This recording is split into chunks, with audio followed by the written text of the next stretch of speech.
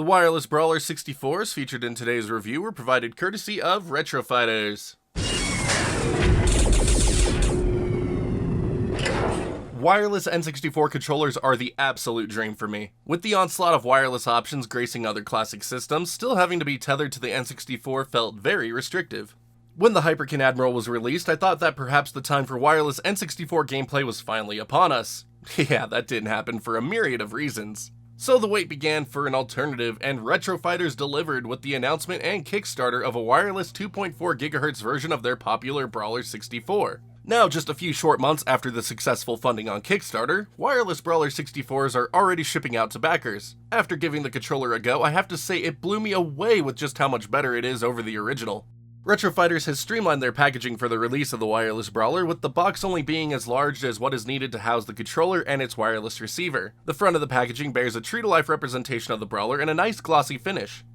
This space is shared by the name of the controller and its designation for being an N64 controller. The best aesthetic touch comes from how the N64-esque stripe on the right side of the box is handled. Depending on the color of the controller you pick up, that is the color you get for the stripe and overall accent color of the box. It's a fun touch to me and one I think brings character to the design. The same features can also be found alongside the left side of the packaging. The rear of the box highlights the key concepts behind the new Brawlers and highlights its key specs, including transmission range and the new Z triggers that have ditched the spring design of the original. Praise the sun! Opening the package, you will find your Wireless Brawler 64, wireless receiver, USB-C charging cable, RetroFighters keychain in a color to match the chosen controller color, and a user's manual. Now, for the most part, this is the same Brawler 64 design you have come to know since the original was released back in 2018. The modernized two-handle design brings with it a ton of comfort and easy access to both the analog stick and D-pad depending on what the game you're playing calls for. The thumbstick still feels great with good resistance in its movement. Unfortunately, the D-pad can't be rolled like on the originals, as pressing down on it flattens out the whole thing. The handles are long enough to accommodate any hand sizes, allowing for maximum grip. The C buttons have all been enlarged over an official N64 controller, making them feel more in line with the A and B buttons. The distance between the A and B buttons hasn't been changed over the original Brawlers, so they might still feel too close together for some of you out there. The notable changes between the two include the removal of the cord, with a new USB-C port taking its place.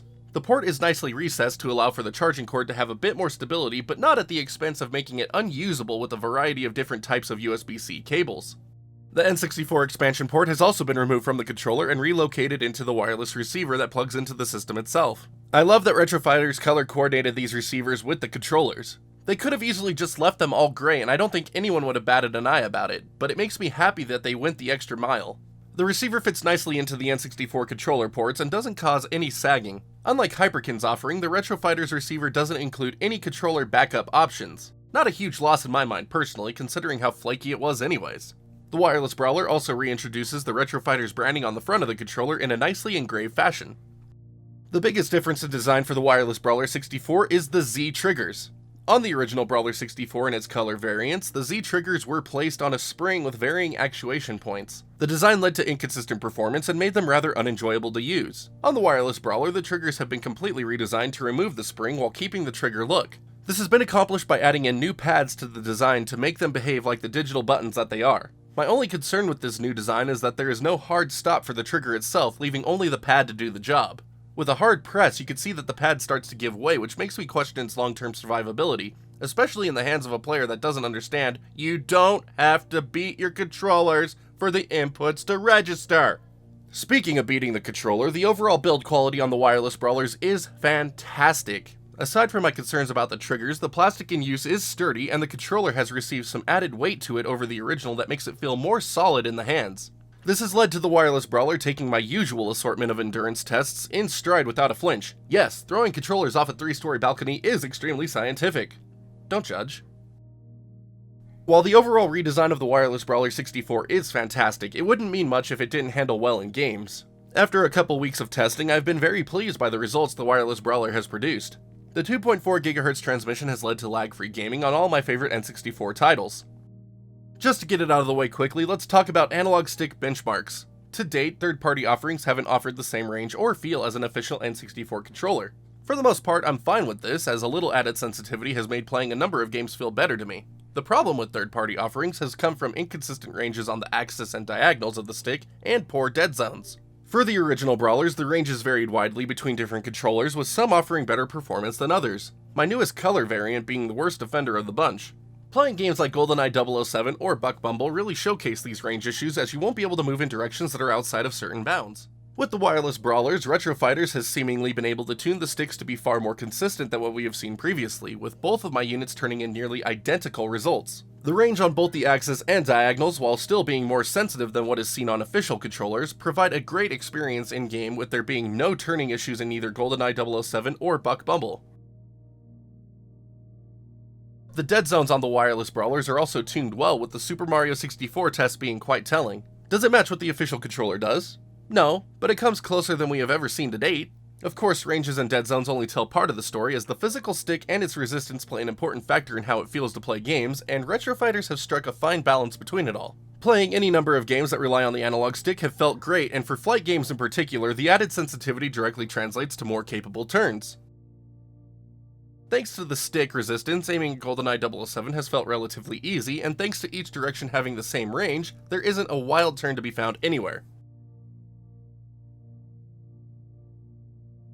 The full analog range is also able to be used as seen in Super Mario 64 or Super Smash Bros., as it is quite easy to walk or run when needed.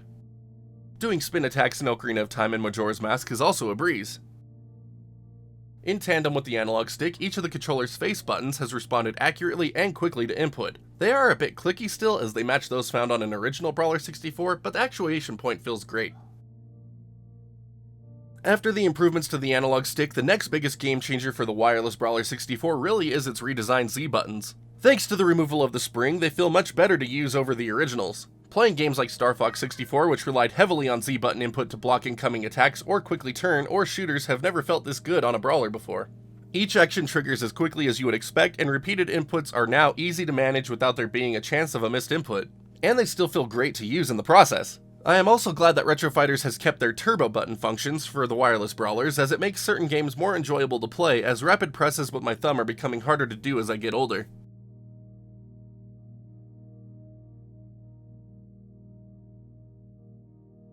But we need to talk about the D-pad now, as there are a number of games that rely on it as the primary input method. Overall, I think it's fine, as it responds quickly and accurately to presses, and playing games like Tony Hawk's Pro Skater hasn't been an issue.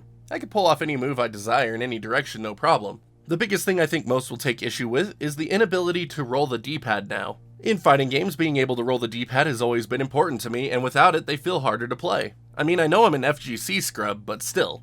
Thankfully, there aren't many games on the N64 that use the D-pad in general, and fewer still that will be negatively impacted by this. Just something to keep in mind if your main game is Killer Instinct Gold, I suppose. But let's quickly touch on some other aspects of the controller.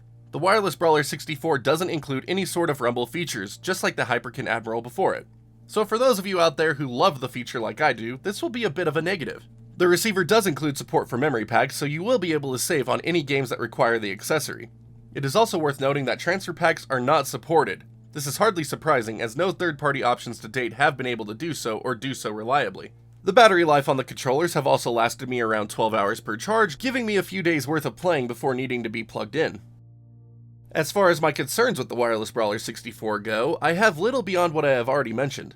The lack of rumble support is unfortunate, and I do have concerns about the longevity of the Z triggers in rough players' hands. The D-pad has also left me a bit underwhelmed. One last thought I had during the review process is that I would love to be able to hook the controller up to a PC. As of this publication, PC connectivity isn't supported over a USB-C connection, so I think it would be cool if RetroFighters release a USB receiver sometime in the future to allow for this possibility. As it stands today, the RetroFighters Wireless Brawler 64 is the best wireless input option available for the N64, and might just be the best third-party input option in general. Consistent analog ranges go a long way for making the N64 gameplay experience feel better, and the redesigned Z triggers make games that rely on them far better. There is still room for improvement when it comes to the D-pad, but it does well enough to get the job done. 2.4 GHz transmission also means that you won't have to worry about lag, and the 12-hour battery life ought to be sufficient for most N64 game nights. In the future, I would love to see a version that includes rumble support, and an optional PC receiver would definitely be a plus. For anyone looking for a new N64 controller, this is currently my top recommendation. Thank you for making it to the end of today's review. The RetroFighters Wireless Brawler 64s are just fantastic input options for the N64, and I am seriously blown away by them. Big shout out to RetroFighters for sending these guys out to me early so I could get an early look at them, and just thank you for all the support in general. You guys are awesome. Keep up the amazing work. If you're interested in trying out a Wireless Brawler 64 for yourself, you can check them out at castlemaniagames.com. Using the discount code Archades, you can save 10% on these guys and get them at a bit of a discount. But as always, thank you so much again for watching this video, and any other video that might happen to be on my channel goes a long way to helping it out, and I am just so grateful to all of you for that. But now if you could all do me a huge favor and be sure to hit that like or dislike button, just depending on how much you like today's video. And if you haven't done so already, be sure to hit that sub button so you can see when new videos go live. If you want to drop more support, I always welcome you to hit that join button or check me out on Patreon in the bottom right hand corner of the screen. But that's going to do it for today, so until next time, my wonderful internet peeps, stay awesome and we will see you all back next video.